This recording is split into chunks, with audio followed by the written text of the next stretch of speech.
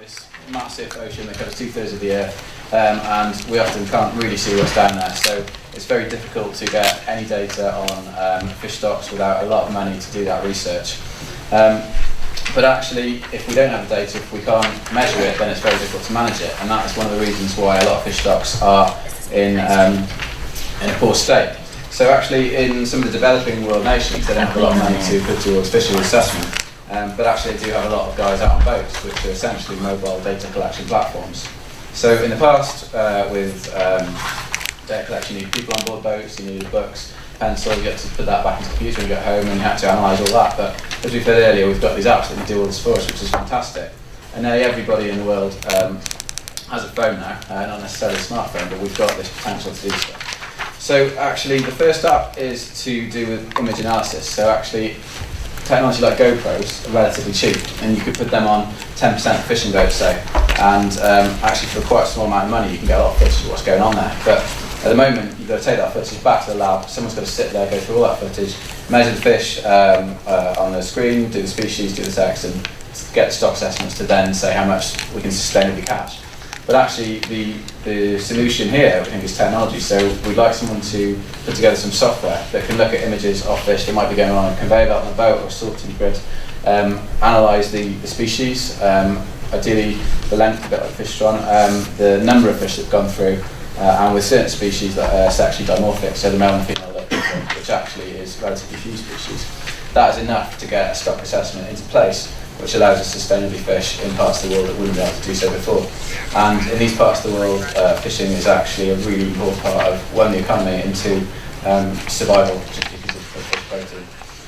So that's really important. There's far more data in the actual booklet, and there's resources online, and there are people to talk about with this throughout the weekend if you've got any questions. The next one is number 4, the Fish Face app, and this is very similar actually. So it's about logging data on fishing trips, using things like smartphone to timestamp, date stamp, geostamp where the big trip's going on, what's happening. So a bit like we saw on the screen about the satellite technology in the catspot. But also, if you can take pictures of those fish, they can be uploaded to a central database and analysed to actually create some really meaningful science to help us manage our resource and our stocks. So those are the two kind of data deficient ones. One is about a piece of software that can be used to analyse video, and the other is about an app that actually will sit on a phone and can be used as standalone and plug into a database. So the second two are entitled Global Ghost Gear Initiative. So this is a really great initiative that's around the world, and it looks at lost fishing gear. So lost fishing gear is called ghost gear, because once it's lost, it doesn't stop fishing. So this gear, whether it's a net, whether it's a pot, whether it's a line, it might have caught fish, and then it's lost, it's out at sea, and those fish unfortunately often die within that net, and then that acts as bait for other fish to come along, and that will just keep fishing. So this is obviously a massive waste of marine resource. It's cruel and it's an environmental loss, but at the same time it's creating competition to other fishermen, because the gear they've lost is catching fish that they could be catching. So there's an economic loss, there's social issues there, and there's also an environmental issue. Estimated about 500,000 tonnes of gear is lost per year, and this also entangles marine mammals. You might have seen upsetting photos of things like seals with this around the neck. But generally it's not malicious. These things just get lost off boats in storms and in bad weather.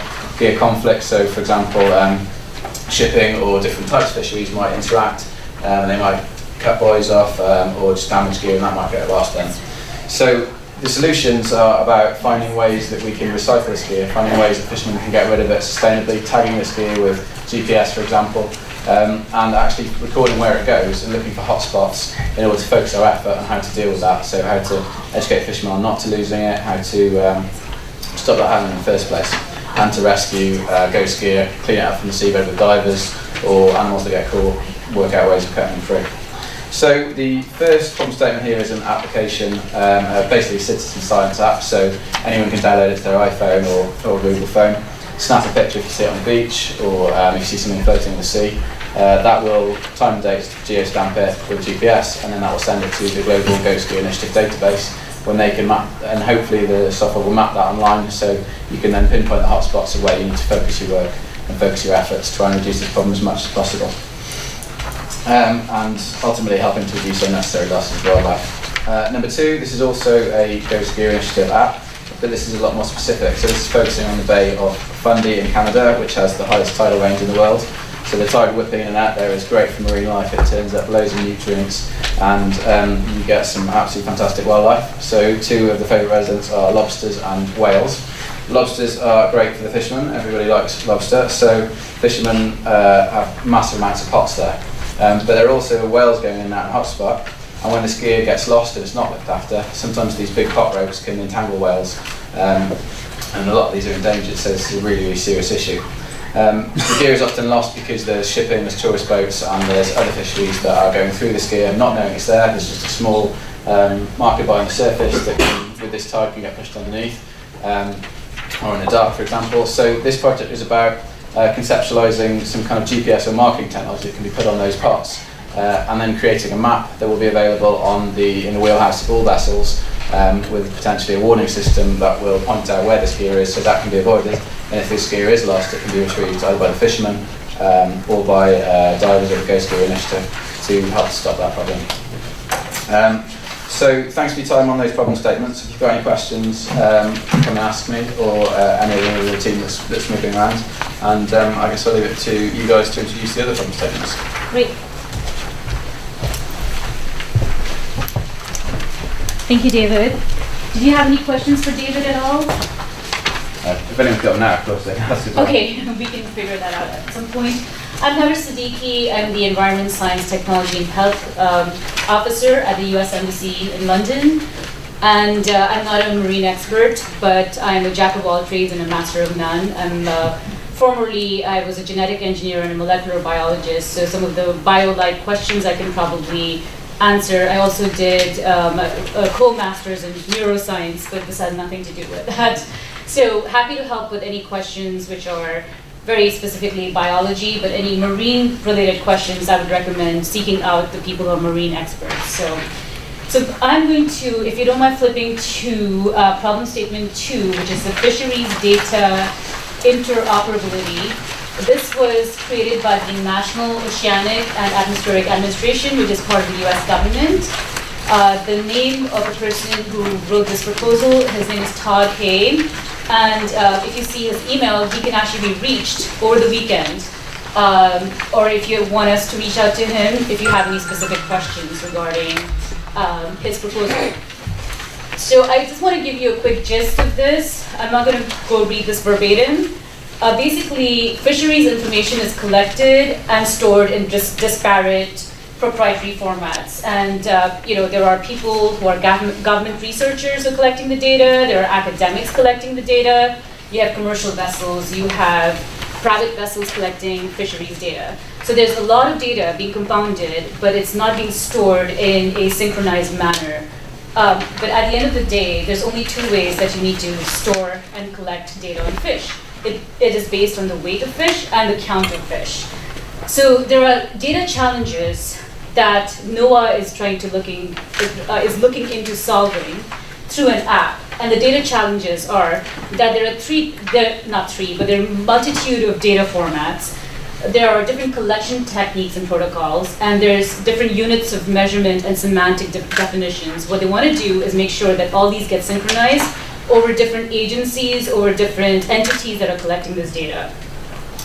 So the key components of the challenge are to create a prototype mobile application and associated web services that would capture, transmit, and store the fishing data persistently through a mobile application. But once you capture it, it has to go into a web service so that it can be stored there on a persistent basis. Then you would also need to work on a data interoperability standards platform, which would include 3 factors. One is operation, one is catch, and one is specimen. These are the 3 factors that people collect data based on.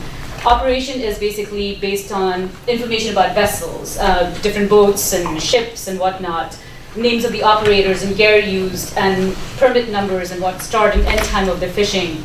That all is part of the operations factor. The other is the catch factor. For the catch, there's details on biological species that one needs to collect. Basically, that depends on the scientific name, the common name, the weight and count of the species. You also need to keep an eye on the environmental information such as water temperature, depth of water, salinity, oxygen levels, Garrett parameters. So one is operation, the other is catch, the third is specimen. You need to get specific information about the specimens. You need the length, the age, the weight, the sex, the maturity level of each of these specimens. So that's what you're looking into in creating this repository of information on fish. Do you guys have any questions? I'm sorry, that was TMI or too much information. Yes, ma'am. So when it says dealer buyer information, it's essentially the supply chain. Right. Is there a suggested data resource that we would use, or would we? Yeah, they have actually plenty of data resources. So if you turn to,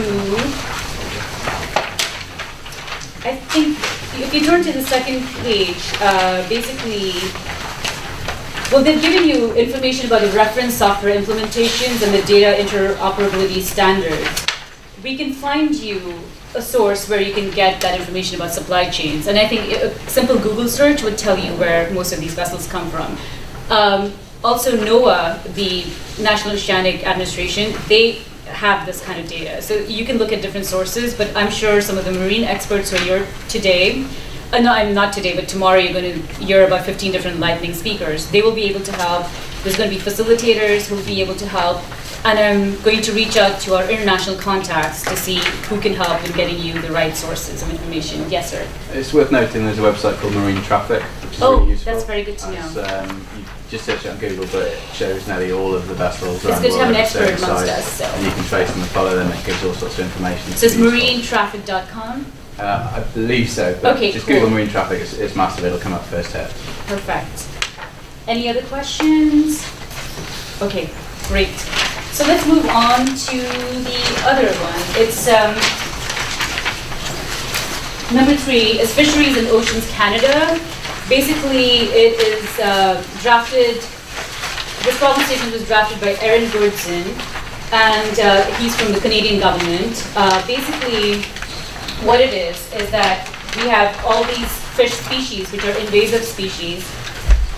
They are presenting major ecological and economic threats throughout the world. In North America, there's a group of 4 large and voracious fish species, collectively known as the Asian carps, which are currently threatening to invade the whole Great Lakes. And the Great Lakes are the world's largest freshwater system and are home to more than 100 species of native fish.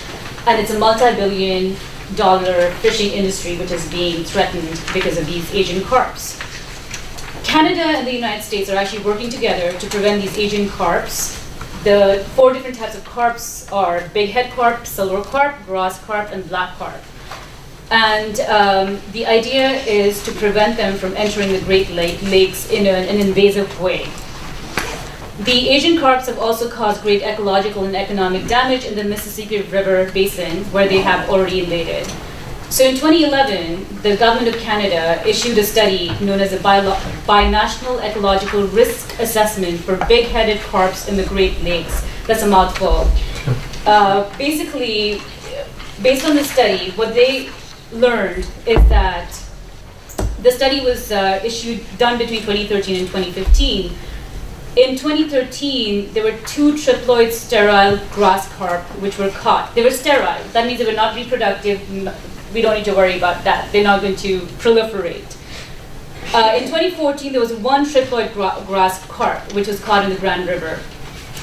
Nothing to worry about. In 2015, there were 6 diploid, meaning reproductive, grass carp which were caught in Lake Ontario and in an adjacent pond.